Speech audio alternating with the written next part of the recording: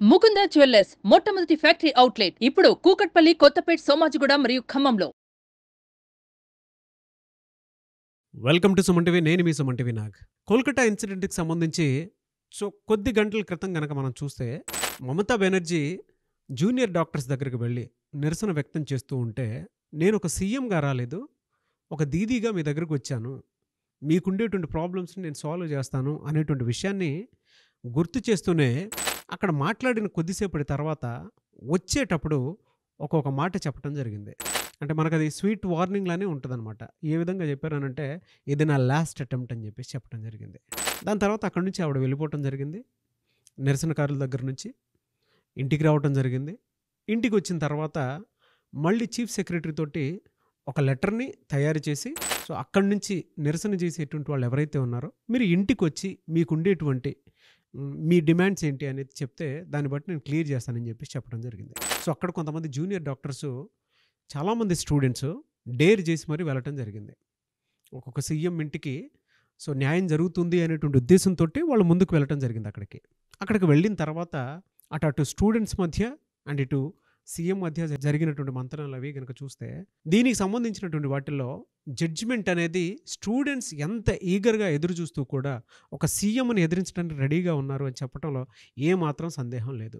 అయితే ఈ entire incident అసలు ఏ విధంగా జరిగింది, అండ్ అక్కడ జరిగినటువంటి ఇంటికి పిలిచిన తర్వాత అసలు ఏం జరిగింది ఏంటి, ఏ టైం నుంచి ఏ టైం వరకు, పిన్ టు పిన్ ఈరోజు మనతో మాట్లాడడానికి హైకోర్టు అడ్వకేట్ రవీంద్రనాథ్ గారు ఉన్నారు. అది వారి మాటలో అడిగి తెలుసుకుందాం. Hello sir. హాయ్ అండి నాగరాజ్ గారు. జూనియర్ డాక్టర్స్ అండ్ దాంతోపాటు సీఎం మమతా బెనర్జీ ఇంటికి వాళ్ళు వెళ్ళటం జరిగింది. అక్కడ జరిగినటువంటి ఒక్కొక్క సినిమాటిక్ పరిణామం అయితే చోటు చేసుకుందని చెప్పేసి చెప్పాలి. అంటే వాళ్ళు కొంత భయపడో, లేదు అని అంటే ఈవిడ లోపల ఉండేటువంటి అజెండాని ఈవిడ ప్రొజెక్ట్ చేద్దాం అనుకునేటువంటి ప్రాసెస్లో తెలియకుండానే మధ్యలో కొన్ని సినిమాటిక్ ఈ ప్రాసెస్ ఏదైతే ఉందో మంతనాలు ఆ విధంగానే జరిగి అక్కడితోనే ఆగిపోయాయి. ఏం జరిగింది అసలు? ఈరోజు సెప్టెంబర్ 14 మధ్యాహ్నం 1 గంటకి మమతా బెనర్జీ గారు డైరెక్ట్గా ఎక్కడైతే నిరసనకారులు ఆ ధర్నా చేస్తున్న ప్రదేశానికి, స్వాస్థ్య భవన్ దగ్గర వేలాది మందిగా నిరసన చేస్తున్న ఆ వ్యక్తుల దగ్గరకు వచ్చి ఒక చిన్న నోట్ చెప్పడం జరిగింది. మీ డిమాండ్స్ నెరవేరుస్తాను, నేను మీ దగ్గరకు ఒక సీఎంగా రాలేదు, ఒక దీదీగా వచ్చాను, కాబట్టి మీ యొక్క సమ్మెను విరమించండి అని చెప్పి రిక్వెస్ట్ చేస్తూ వెళ్తూ లాస్ట్లో ఒక మాట చెప్పారు. This is my last attempt అని చెప్తూ వెళ్ళిపోయారు. వెళ్ళిన తర్వాత తను మరలా తన ఇంటికి వెళ్ళి చీఫ్ సెక్రటరీతో అయినటువంటి మనోజ్ పంత్ గారి పేరు మీద ఒక లెటర్ ఇష్యూ చేశారు. ఈవినింగ్ 6 గంటలకి తన ఇంట్లో మీటింగ్ ఉంటుంది. ఇక్కడ ఎవరైతే నాయకులు ఉన్నారో వాళ్ళందరినీ ఇన్వైట్ చేస్తూ ఒక రిక్వెజేషన్ లెటర్ అయితే రావడం జరిగింది. దీన్ని రిసీవ్ చేసుకున్నటువంటి ఈ నిరసనకారులు చాలా హ్యాపీ మూడ్లో ఇమీడియట్గా అక్కడ నుంచి బయలుదేరి వెళ్ళారు. వీళ్ళు ఏం చేశారంటే, ఈ స్వాస్థ్య భవన్ దగ్గర నుంచి కాళీఘాట్ అనే ప్రాంతానికి వెళ్ళాలి. ఈ మధ్యలో ఏం చేశారంటే, వీళ్ళు ఈ హజ్రా రోడ్డు మీదుగా ఈ హరీష్ చటర్జీ అనే రోడ్డు మీదుగా వీళ్ళు, అంటే ఈ రూటు అలా ట్రాఫిక్ క్లియర్ చేశారు. ఒక బస్సులో మోర్ దాన్ ఒక 35 to 40 మెంబర్స్ ఉన్నటువంటి నాయకుల బృందం కాళీఘాట్కి చేరుకునేసరికి 6 గంటల 40 నిమిషాలైంది. వీళ్ళు ఆ ప్రదేశానికి వెళ్ళేసరికి ఏం చేశారంటే, టైమింగ్ యాక్చువల్గా మనం 6 అనుకున్నాం, కానీ దీనికి కాస్త లేట్ అయింది కాబట్టి మీరు రావడం, ఇది 7 o'clock షెడ్యూల్గా పెట్టడం జరిగింది. సో అప్పటి వరకు ఏం చేశారంటే, మమతా బెనర్జీ గారి ఇంటి బయట వీళ్ళందరూ వెయిట్ చేస్తూ ఉన్నారు. ఈ మీన్వేల్ ఏం చేశారంటే, ఎవరైతే చీఫ్ సెక్రటరీ ఈ మనోజ్ పంత్ గారితో ఒక చిన్న ఇంటరాక్షన్ జరిగింది వాళ్ళకి. వీళ్ళు ఏమంటారంటే, నిరసనకారులు, మేము తప్పనిసరిగా దీన్ని వీడియో రికార్డ్ చేస్తాం, అట్ ద సేమ్ టైం ఆ మొబైల్స్ కూడా అలౌట్ చేయమని చెప్పి రిక్వెస్ట్ చేయడం జరిగింది. అయితే ముఖ్యమంత్రి గారి తలక భద్రతా సిబ్బంది ఏం చేశారంటే, వీళ్ళ మొబైల్స్ని వాళ్ళ కస్టడీలో తీసుకున్నారు. ఎవరైతే వీడియోగ్రాఫర్స్ ఇచ్చారో వాళ్ళని లోపలికి అనుమతి ఇవ్వలేదు. ఈ 40 మంది కూడా వెళ్ళి ఒక ఫ్రంట్ ఆఫీస్లో వెయిట్ చేయడం జరిగింది. ఈలోగా ఈ మీన్వేల్ ఇక్కడ ఆల్రెడీ సిఎస్ మనోజ్ పంత్ గారు, హెచ్ఎస్ అయినటువంటి నందిని చక్రవర్తి గారు, ఎంఓఎస్ అయినటువంటి చంద్రికా భట్టాచార్య గారు, డీజీపీగా ఉన్నటువంటి రాజీవ్ కుమార్ గారు, ఇట్లా ఉన్నతాధికారులు అందరూ కూడా ఆ హాల్లో ఉన్నారు. మమతా బెనర్జీ గారు కన్వే చేశారు, ఇంతమంది వచ్చారు, ఇట్లా మీటింగ్ వచ్చారని చెప్తే మమతా బెనర్జీ గారికి రిక్వెస్ట్ కూడా పంపించారు. వాళ్ళు లైవ్ స్ట్రీమింగ్ అడుగుతున్నారు, ప్రత్యక్ష ప్రసారాలను అడుగుతున్నారంటే మమతా బెనర్జీ గారు లోపల నుంచి దాన్ని రిజెక్ట్ చేశారు సార్, నిర్బంధంగా రిజెక్ట్ చేశారు. ఇది లైవ్ స్ట్రీమింగ్ చేయడానికి కుదరదు, ఎందుకంటే ఈ ఇష్యూ అనేది జ్యుడిషియల్లో ఉంది. సో నేను ఇప్పుడు వచ్చి మాట్లాడలేను దీనికి సంబంధించి, దీని లైవ్ స్ట్రీమింగ్ కుదరదు, ఇది వీడియో రికార్డ్ చేస్తాం. ఈ వీడియో రికార్డ్ని యాస్టీస్గా మేము సుప్రీంకోర్టు తాలూకా రేపు ఎలాగో 17th తర్వాత ఉంది కాబట్టి వాళ్ళు ఇచ్చిన టైంలో మేము దీన్ని ప్రొడ్యూస్ చేస్తాం. ఇమీడియట్గా సుప్రీంకోర్టు ఓకే అంటూ అప్పుడు ఈ యొక్క వీడియో క్లిప్ని మేము రిలీజ్ చేస్తాం. అప్పటి వరకు మన యొక్క చర్చలాగా ఉంటాయని చెప్పి లోపల నుంచి మమతా బెనర్జీ గారు చెప్పడం జరిగింది. అయితే బయట ఉన్నటువంటి నిరసనకారులు దీనికి తిరస్కరించారు. డెఫినెట్గా ట్రాన్స్పరెన్సీ ఉండాలి. ఎందుకంటే మేము వేలాది మందికి మేము సమాధానం చెప్పాలి. మా తరపున సుమారుగా 35 రోజుల నుంచి చాలామంది వెయిట్ చేస్తున్నారు కాబట్టి డెఫినెట్గా మేము వాళ్ళకి సమాధానం చెప్పాలి అని చెప్తూ వాళ్ళు ఏం చేయాలని చెప్పి తర్జన భర్జనలో వీళ్ళు బయట వెయిట్ చేస్తున్నారు. ముందుకు వెళ్ళాలా లైవ్ స్ట్రీమింగ్ లేకుండా, లేక అక్కడే వెయిట్ చేయాలా అన్న సందిగ్ధ అవస్థలో స్టూడెంట్స్ వెయిట్ చేస్తున్నారు. ఈలోగా టైం గడుస్తూ ఉంది. సో ఈ సిచ్యుయేషన్లో ఇలా ఉంటుండగా సడన్గా బిధాన్ నగర్ డీసీపీ అనీష్ సర్కార్ గారు ఒక ప్రెస్ నోట్ రిలీజ్ చేశారు. ఇక్కడ వీళ్ళు వెయిట్ చేస్తున్నారు, మమతా బెనర్జీ గారు లోపల వెయిట్ చేస్తున్నారు. ఇదే సమయంలో బిధాన్ నగర్ డీసీపీ అనీష్ సర్కార్ గారు ఒక ప్రెస్ నోట్ రిలీజ్ చేశారు, ఒక న్యూస్ కూడా రిలీజ్ చేశారు. ఏంటంటే డాక్టర్స్ యొక్క నిరసన జరుగుతున్న స్థలంలోకి కొంతమంది రౌడీ మూకలు ప్రవేశించి వీళ్ళని నిర్వీర్యించి అక్కడ వాళ్ళని కొంతమంది చంపడమో కొట్టుకోవడం అట్లా జరిగిందనుకోండి. దీని యొక్క తీవ్ర తగ్గుతున్న ఉద్దేశంతో కొంతమంది రౌడీలు అందులో జాయిన్ అయ్యి వీలైతే వాళ్ళ గట్టిగా బలప్రయోగం చేసే ఉద్దేశంతో కూడా అంటే వీళ్ళు కొట్టుకోవడం అనమాట. There is a different situation. మన సినిమాలో చూస్తాం ఇట్లాంటి సంఘటనలన్నీ కూడా. సో దీన్ని మేము ఇప్పుడు జస్ట్ దాన్ని బ్రేక్ చేసాం. దీనికి సంబంధించి సంజీవ్ దాస్ అనే వ్యక్తిని మేము అరెస్ట్ చేసాం. వాళ్ళిద్దరు మాట్లాడుకున్న ఆడియో క్లిప్లు కూడా మా దగ్గర ఉన్నాయని చెప్తూ బట్ బీ డేంజరస్ సిచ్యువేషన్స్ ఇలాగా ఉంటే ఈ పరిస్థితి ఎక్కడికైనా దారి తీయొచ్చు అని చెప్పి అక్కడ డీసీపీ అయినటువంటి అనీష్ కుమార్ గారు, ఈయన బిధాన్ నగర్ డీసీపీ అనీష్ కుమార్ గారు ఒక న్యూస్ కూడా ఇదే టైంలో రిలీజ్ చేశారు ఇక్కడ చర్చలు జరుగుతున్న సమయంలోనే. ఈలోగా నిరసనకారులు కంటిన్యూ చెప్తున్నారు, మేమైతే లైవ్ స్ట్రీమింగ్ తప్పించి మేము వీడియో రికార్డింగ్కి మేమైతే అలౌ చేయము. డెఫినెట్గా వేలాది మందికి మేము సమాధానం చెప్పాలి. మా కోసం ఎంతోమంది 30 రోజులుగా ఇల్లు వాకిలు వదిలేసి రోడ్ల మీద మేము డిమాండ్ చేస్తున్నాం కాబట్టి దేశం మొత్తం కూడా. సో డెఫినెట్గా మాకు లైవ్ స్ట్రీమింగే కావాలి అని వాళ్ళు డిమాండ్ చేస్తుంటే లోపల నుంచి మాత్రం ఇటువంటి వీళ్ళకి పాజిటివ్ రెస్పాన్స్ రాలేదు. మధ్య వచ్చినటువంటి ఉన్నతాధికారులందరూ కూడా దీనికి మమతాజీ దీదీ ఒప్పుకోవట్లేదు దీనికి, ఎందుకంటే ఇది జ్యుడిషియల్లో ఉంది, మీరు అర్థం చేసుకోండి అని చెప్పి వాళ్ళు కూడా రిక్వెస్ట్ మెథడ్లో చెప్పడం జరిగింది. సో ఇక్కడ నుంచి జరిగిన సిచ్యుయేషన్స్ చాలా పరిణామాలు మారే.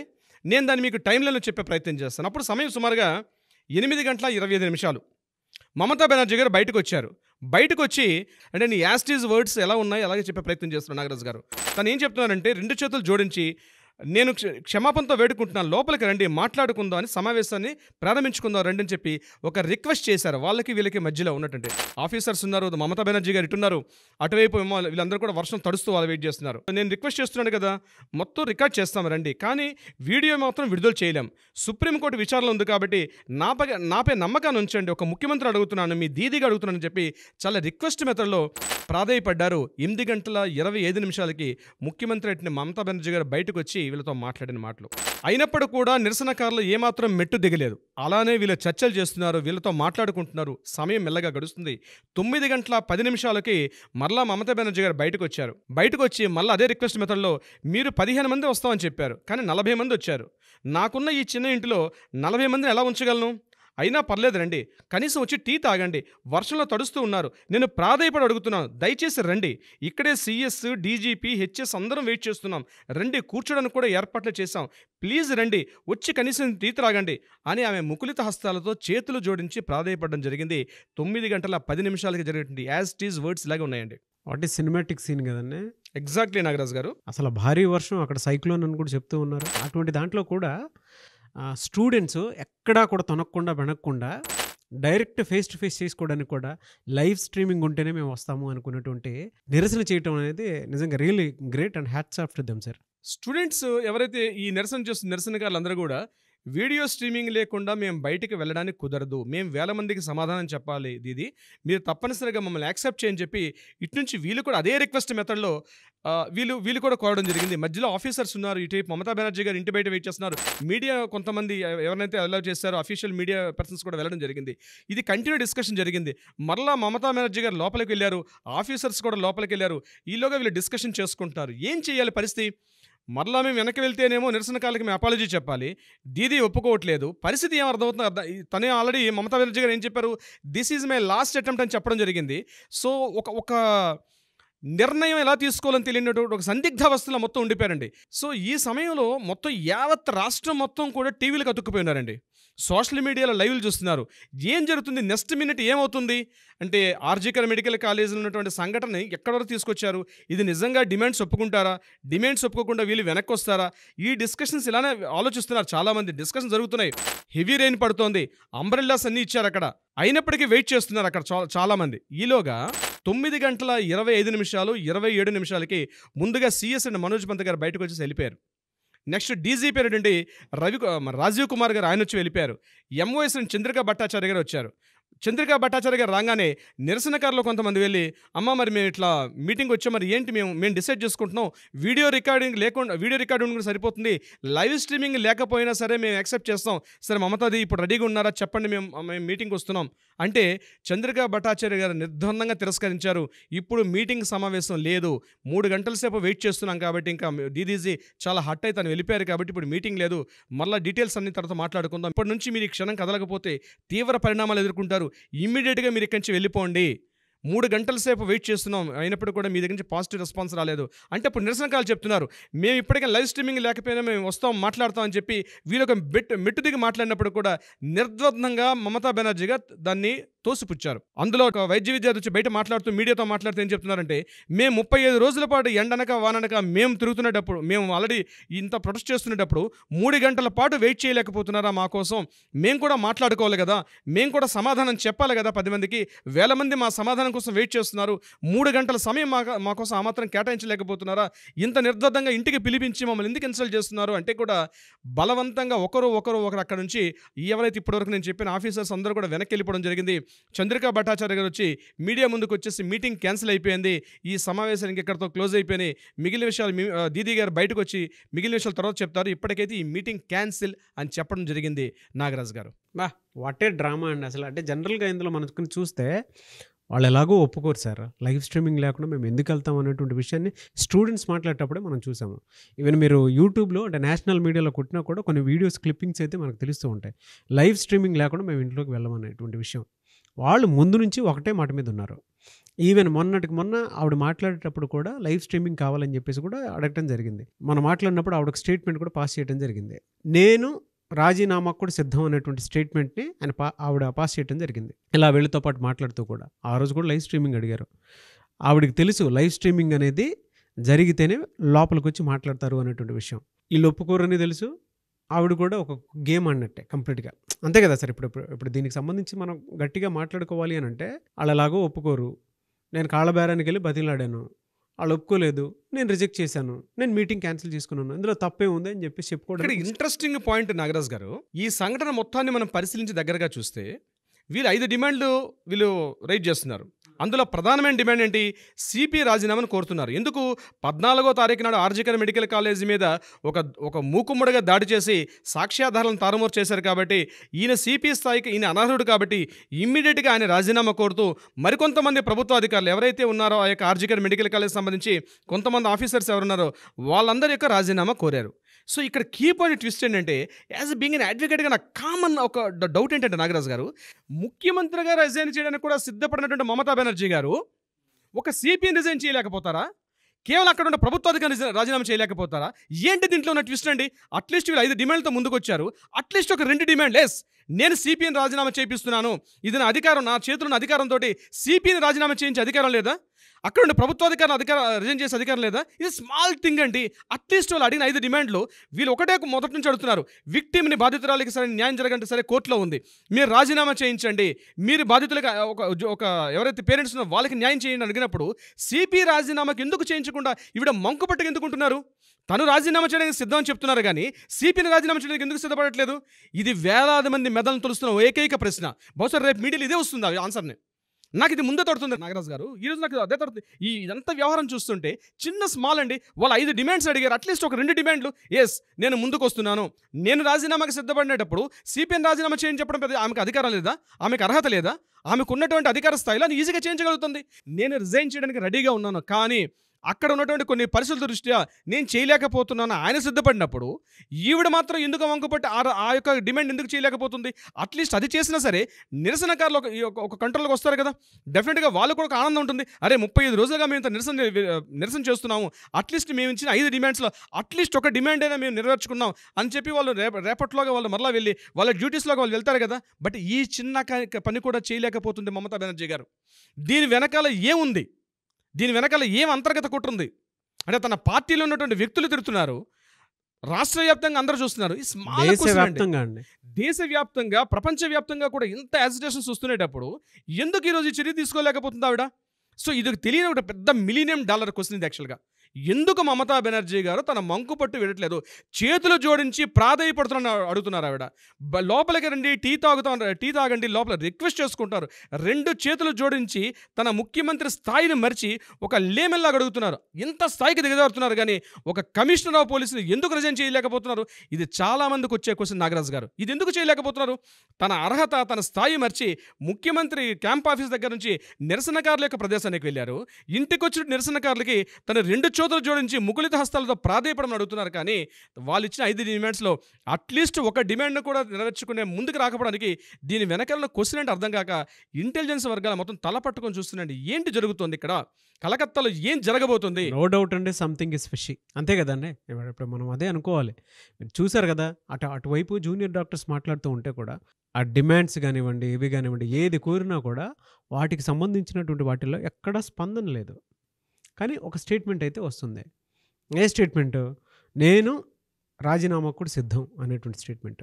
ఎవరికైనా చూసేటువంటి వాళ్ళకి ఏమనిపిస్తుంది అంటే వీళ్ళు మాట వినట్లేదు, ఆవిడకి దేనికైనా సిద్ధం అనేటువంటి విషయం బయటకు వస్తుంది.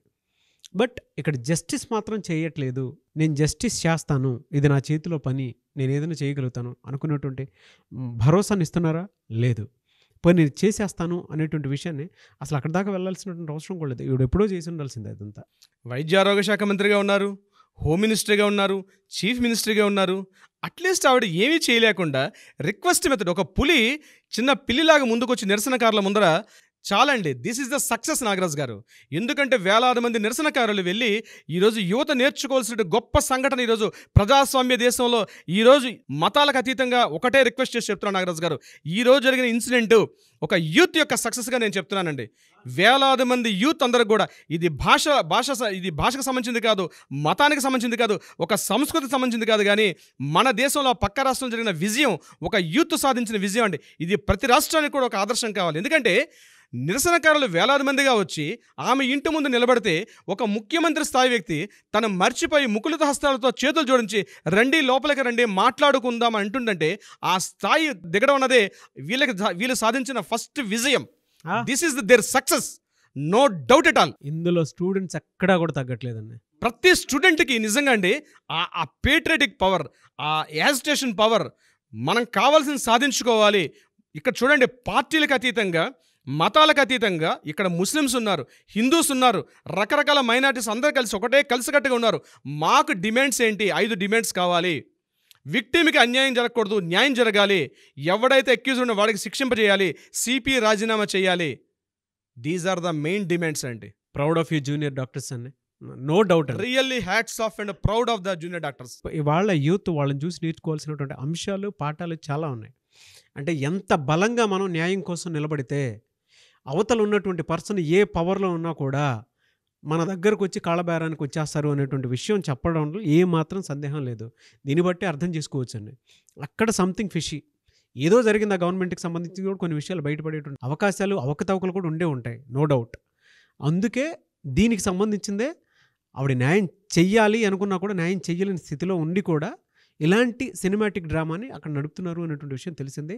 బట్ అక్కడ ఉండేటువంటి జూనియర్ డాక్టర్స్ ఎవరైతే ఉన్నారో జస్టిస్ కోసం మనం ఏ విధంగా అయితే వాళ్ళతో పాటు ముందుకు వెళ్ళి నడుస్తూ ఉన్నామో, మనతో పాటు మన ఆడియన్స్ వస్తూ ఉన్నారో, we demand justice, we want justice అనేటువంటి ఉద్దేశంతో సో రేపటి మంచి కోసం ఒక్కొక్క మంచి నాందిని పలకబోతున్నారు అనేటువంటి ఎటువంటి సందేహం లేదు. ఎనీవేస్, థ్యాంక్ యూ అండి. Thank you so much Ravindranath garu. Thank you so much Nagaraj గారు.